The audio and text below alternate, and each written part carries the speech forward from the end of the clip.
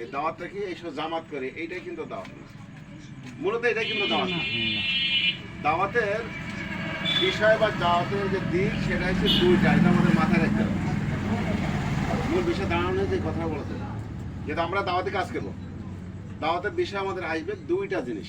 আল্লাহ তাআলা ঘোষণা করেছে দুইটা জিনিস, মন্দকে ছাড়ো, ভালোকে ধরো, শয়তানের পথ পরিহার করো, তাগুতকে অস্বীকার করো, আর কি আল্লাহর অস্বীকার মজবুত করে ধরো। এটা তো দাওয়াত নাকি?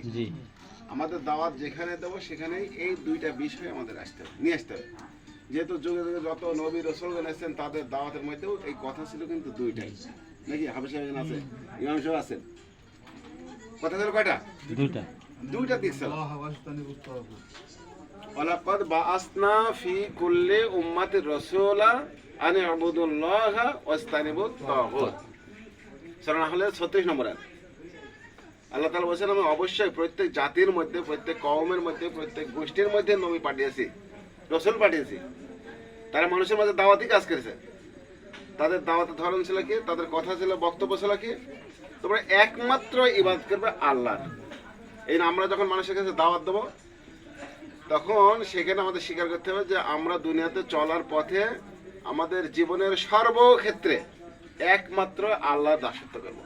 কি এই কথাটা আমরা বলতে পারবো না? অবশ্যই আমাদের দাওয়াতের মধ্যে প্রধান কথাটা এটা থাকতে হবে। দুই নম্বর যে বিষয়টা সেটা হচ্ছে তাগুতকে অস্বীকার করতে হবে, প্রত্যাখ্যান করতে হবে। আল্লাহর বিপরীত যে কাজ, যে কথা, যে কর্ম যে আছে, যে পথ আছে, যে মত আছে, এটাকে কি করা? বর্জন করতে, পরিহার করা। পরিহার করতে। দাওয়াতের মূল বিষয় হচ্ছে দুইটা। মূল বিষয়বস্তু কয়টা? দুইটা। তাহলে একমাত্র আল্লাহর দাসত্ব করা আর তাগুতকে প্রত্যাখ্যান করা। ফামাই ইয়াকফুর বিত তাগুত ওয়া ইউমিন বিল্লাহ ফাকাদ ইসতামসাকা বিল উরাতিল উসকা।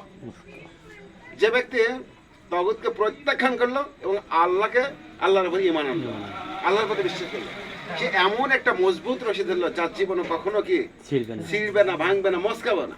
বলো সুবহানাল্লাহ, সুবহানাল্লাহ। তাহলে আমাদের মূলত দাওয়াত হবে এইটাই, যেটা আমরা এখানে সব দায়িত্বশীল, আমরা সকলকে দাওয়াত দেবো। আল্লাহ তাআলাও আমাদেরকে পৃথিবীর মধ্যে শ্রেষ্ঠ জাতি হিসাবে বলেছেন, শ্রেষ্ঠ জাতি হিসাবে আমাদেরকে পাঠিয়েছেন। কুনতুম খায়রা উম্মাতিন উখরিজাত লিন-নাস তা'মুরুনা বিল মা'রুফ ওয়া তানহাউনা আনিল মুনকার তু'মিনুনা বিল্লাহ। তোমরাই শ্রেষ্ঠ জাতি। তোমাদের কাছে কি? মানব কল্যাণের জন্য, কল্যাণের দিকে আহ্বান করা আর সৎ কাজের আদেশ করা, মন্দ কাজ থেকে সৎ কাজের আদেশ আর অসৎ কাজ কি? বাধা দেওয়া, নিষেধ করা। তু'মিনুনা বিল্লাহ। আচ্ছা বলেন তো, যারা এই কাজ করে তারা কি আল্লাহর উপর ঈমান আনে? অবশ্যই। তার মানে এখানে বলা, এই কাজ করো তোমরা আল্লাহর উপর ভরসা করে। তু'মিনুনা বিল্লাহ, আল্লাহর উপর ভরসা করে, আল্লাহর উপর ঈমান আনো, মজবুত ঈমান। কারণ এই দাওয়াত দিতে গেলে এই দাওয়াতে কিন্তু বাধা আসবে। এই ধরনের আয়াত যেখানে আছে সেখানে এই শেষে দেওয়া আছে ঈমানের কথা বলা হয়েছে, সবরের কথা বলা হয়েছে, কোন জায়গায় বলা হয় না? তারপর তু'মিনুনা বিল্লাহ, তোমরা আল্লাহর উপর বিশ্বাস করো, আল্লাহর উপর ভরসা রেখেই তোমরা এই কাজ করো। মানে এই কাজ করতে গেলে কিন্তু বিভিন্ন বাধা, বিভিন্ন কথা, অনেক কিছু আসবে। আসবে কিনা? আসবে এগুলা। আর এই কাজগুলো করাই মূলত আল্লাহ তাআলা যে পৃথিবীর মধ্যে শ্রেষ্ঠ জাতি হিসেবে আমাদেরকে পাঠিয়েছেন, আর এই কাজের জন্যই আমাদেরকে পাঠিয়েছেন, নাকি বলেন? জি। আমরা একটা সহজ ছোট্ট একটা আয়াত সবার মুখস্থ, অধিকাংশ মানুষের মুখস্থ, সূরা হামিম 33 নম্বর আয়াত। আমরা কথায় কথায় বলি, কিন্তু মূল ব্যাখ্যা যদি পড়ি আসলে এই আয়াতটা কি বলে? আমান আহসানু কওলাম মিম্মান দাআ ইলাল্লাহ ওয়া আমিলা সালিহা ওয়া ক্বালা ইন্নানি মিনাল মুসলিমিন। ওই ব্যক্তির চেয়ে উত্তম কথা কার হতে পারে যে মানুষকে আল্লাহর দিকে আহ্বান করে? আহ্বান করে কোন দিকে? আল্লাহর দিকে। বাংলাদেশ জামাতে যে কর্মী, যে রুকন, যে সহযোগী, যে ভাইরা যারা দাওয়াতি কাজ করে, তারা মানুষকে আহ্বান করে কোন দিকে? আল্লাহ। এসো জামাত করি, এসো আমার দল করি, এই কথা কিন্তু কেউ বলে না, এবং এই কথাটা বলাও আমাদের নিষেধ। তাহলে আমরা কি করি?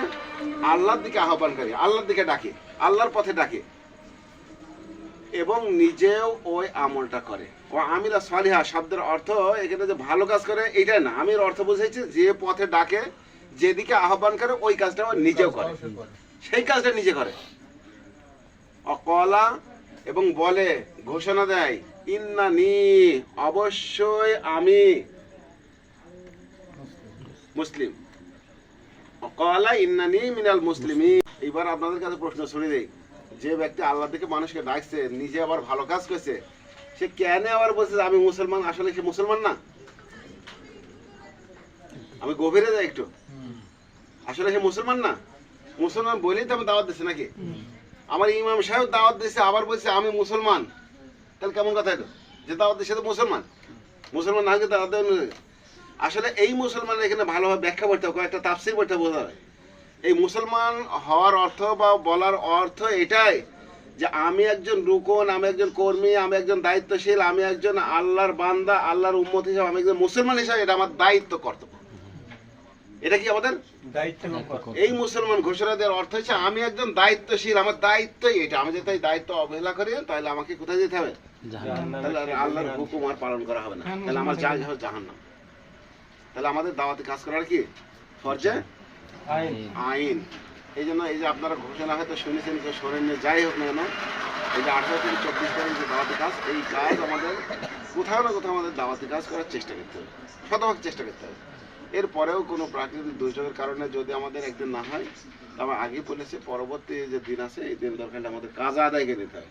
24 তারিখ পরে 25 তারিখ হলে আমরা কাজ আদায় করে নিই। তো আমরা যে এক সপ্তাহ ভেবে এক সপ্তাহে আমরা দাওয়াতি কাজ করতে পারি, কি পারবো তো সবাই? ইনশাআল্লাহ। তাহলে এইখানে এই কদিন দাওয়াতি কাজ হয়নি, তাহলে আজকে আমরা এই যে শুরু করে দিলাম, তার মানে আগামীকাল থেকে আপনার দায়িত্ব আপনারা পালন করবেন। যদি দায়িত্ব পালন না করেন তার মনে করবো কি আল্লাহর কাছে আমাকে জবাবদিহি করতে হবে। সর্বশেষ একটা আয়াত, এটা কথা আমি বলবো যে আল্লাহ তাআলা সূরা নাজিয়াতের মধ্যে যে ঘোষণা দিয়েছেন, খুব কঠিন কথা একটা বলেছেন, যে ওই কথার উপরে যদি আমল করা যায় দুনিয়ার আর কিছু লাগবে না। ওয়া আম্মা মান খাফা মাকামা রাব্বি, যে ব্যক্তি সবসময় ভয়ের মধ্যে থাকবে, সবসময় চিন্তার মধ্যে থাকবে, সবসময় ব্যতিব্যস্ত থাকবে, তটস্থ থাকবে, মাকামা রাব্বি, আমাকে রবের সামনে একদিন হিসাবের কাঠ গড়ায় দাঁড়াতে হবে। কি আমরা যদি এই চিন্তা করি তাহলে দুনিয়ার কোনো খারাপ কাজ করতে পারবো? তাহলে আল্লাহর হুকুম যে বিধান আমাদের উপরে অর্পিত হয়েছে সেই কাজ আমরা না করে থাকতে পারবো? আমার যে দায়িত্ব আছে, যে আল্লাহ দায়িত্ব আমার উপর দিয়েছে, সেই দায়িত্ব পালন না করে আমরা থাকতে পারবো? কখনোই পারবো না। এই জন্য মাকামা রাব্বি, সবসময় চিন্তাই থাকবে, ভয়ের মধ্যে থাকবে, আমাকে রবের কাঠগড়ায় একদিন দাঁড়াতে হবে। ও নাহান নাফসা আনিল হাওয়া, তাহলে তার মন যা চায় সে তা করতে পারবে না, পারবে না। এই চিন্তা কারোর মনে যে থাকে যে আমাকে রবের সামনে দাঁড়াতে হবে, রবের সেই কাঠগড়ায় হিসাবের কাঠগড়ায় আমাকে দাঁড়াতে হবে, তাহলে তার মন যায় কখনো তা করতে পারবে না।